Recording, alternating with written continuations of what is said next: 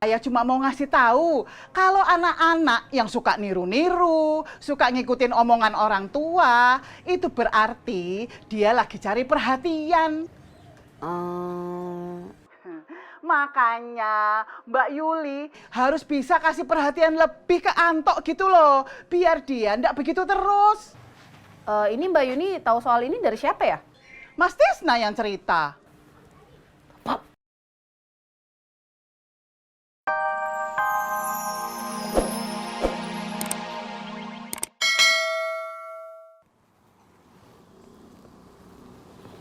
Assalamualaikum. Waalaikumsalam.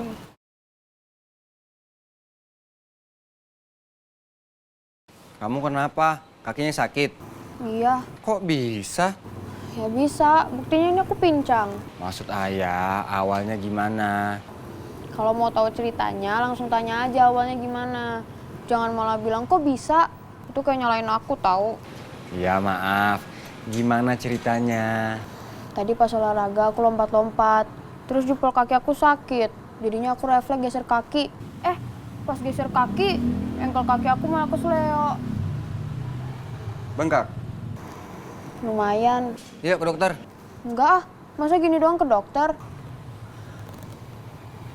Udah ketemu Kang Tisna? Belum? Ada apa? Tadi Kang Tisna kesini nyariin ayah, katanya ada yang mau diobrolin. Soal apa? Nggak tahu.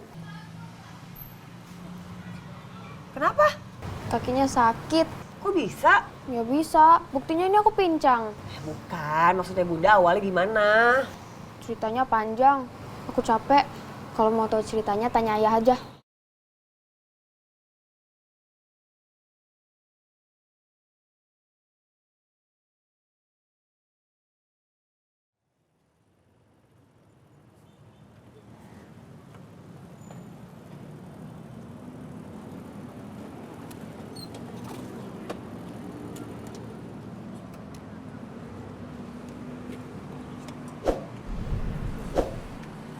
Matiin motornya tuh.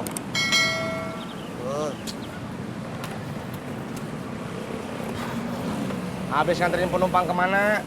Jam 8. Gara-gara nyariin Pak Denny, saya malah nggak dapet penumpang. Dia baru ngantri penumpang satu, Tis. Belum kelewat. Kang Tisna kan udah dapat 1 penumpang. Banyakin bersyukur. Siapa yang bilang saya nggak bersyukur? Lah itu ngeluh. Orang ngeluh itu tandanya nggak bersyukur. Saya nggak ngeluh ojak, saya cuma cerita. Gara-gara nyariin Pak Denny, saya malah nggak dapet penumpang. Itu ngeluh. Emang iya? Iya, Panjul. Ketemu Pak Denny. Enggak, Pak Denny-nya lagi di kampus. Nah, sekarang Pak Denny-nya nelpon. Panjang umur dah. Iya. Halo Pak. Halo, Kang Tisna tadi ke rumah. Iya. Ada apa, Kang? Aduh, maaf nih Pak, jadi ngerepotin. Saya boleh nanya lewat telepon? Boleh. Mau nanya soal apa? Soal Anto Pak, anak saya. Oh, Anto. Anto kenapa? Jadi gini Pak, tadi itu kan saya nganterin penumpang. Dibayar 20.000. Terus Ngomongnya kudu sepanjang-panjang. Langsung aja inti ceritanya. Iya Kang, jangan kepanjangan, langsung. Iya. Maaf Pak, intinya gini. Intinya saya lagi kesel sama Anto. Kerjaannya suka ngikutin terus omongan saya sama Yuli. Terus saya sama Yuli sepakat buat nggak ngomong sama Anto. Biar Anto nggak ngikutin terus omongan saya sama Yuli. Tapi saya malah jadi takut Pak. Kalau Anto sampai gede nggak mau ngomong, saya harus gimana ya Pak? Waduh, kalau ditanya soal anak saya juga suka bingung. Soalnya kan kita bapak-bapak ini nggak ada buku paketnya, nggak ada pelajarannya. Jadi harus sama-sama terus belajar. Ya Pak, nggak apa-apa. Bukan menggurui, saya cuma sharing pengalaman aja. Kalau cocok dipakai, kalau enggak ya mohon maaf. Iya Pak. Kalau menurut saya, wajar anak seumuran Anto suka niru-niru gitu. Ntar juga bosan sendiri. Kalau mau, di saat Anto suka niru-niru gitu, dialihin ke hal-hal yang dia suka. Ajak main atau apa gitu. Oh gitu ya Pak. Makasih banyak ya Pak. Ya, sama-sama. Semoga bermanfaat. Kang Tisna curhat soal apa? Soal Anto. Lagi bandel.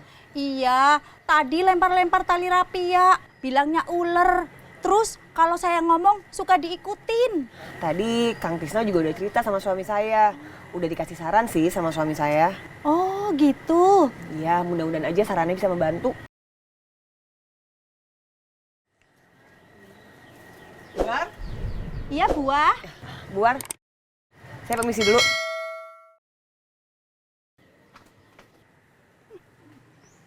Ada apa? Nggak ada apa-apa. Terus kamu tadi bilang heran.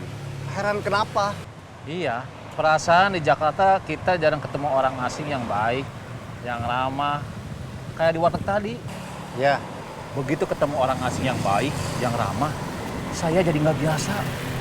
Saya curiga. jangan begitu. Sebetulnya orang Jakarta baik-baik. Iya, Kebetulan aja kita ketemunya sama jamret, sama maling, dan preman. iya, Jadi orang jangan suuzon, jangan. iya.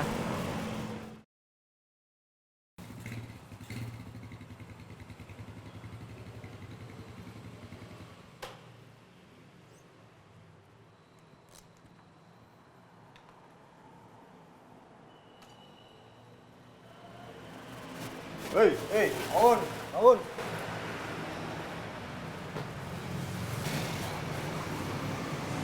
Dari mana? Makan di warteg sama orang yang hajar lo. Serius? Serius. Gue udah tahu kelemahan mereka. Apa? Yang badannya gede, yang segede kulkas 2 pintu, lagi sakit. Badannya lagi nggak enak. Masa? Ini kesempatan kita. Katanya, besok mereka mau makan lagi di tempat yang sama. Kita cegat mereka, kita kroyok bareng-bareng. Gimana? Oke? Oke.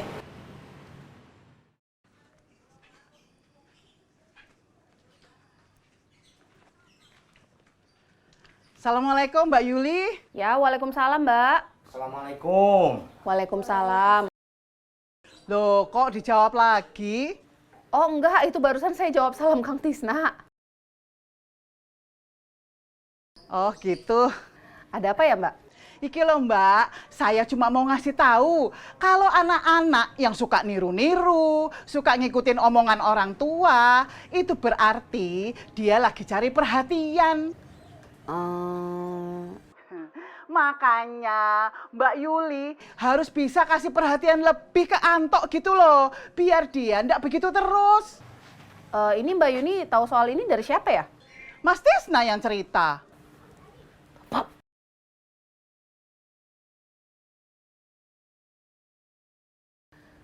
Ya udah kalau gitu makasih ya sarannya ya, Mbak. Ya. Bapak wes dari mana sih? Dari rumahnya Pak Denny nanya-nanya soal Anto. Astagfirullahaladzim, Babap yang kayak gitu tuh nggak usah diceritain ke orang-orang. Ngapain sih, Bab? Ya emangnya kenapa? Bapak cuma minta saran. Lagian kan Pak Denny orang pinter, dosen. Iya, tapi Mbak Yuni sampai nelpon Bibu, sampai ngasih tahu kalau Bibu harus lebih perhatian lagi ke Anto. Kesel kan Bibu? Malu kali, Bab. Ini pasti besok nih ibu-ibu Sarawak Bebek pada tahu semua.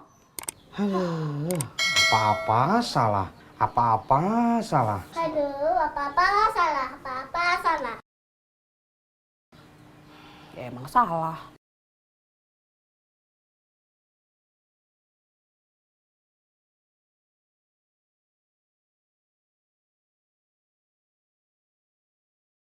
Rencananya begini, saat mereka jalan menuju warteg, kita akan mengepung dari...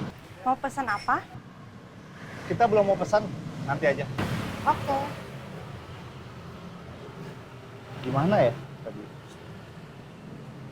Oh, rencananya gini, ketika mereka jalan menuju warteg, kita akan mengepung mereka dari sisi depan dan sisi belakang.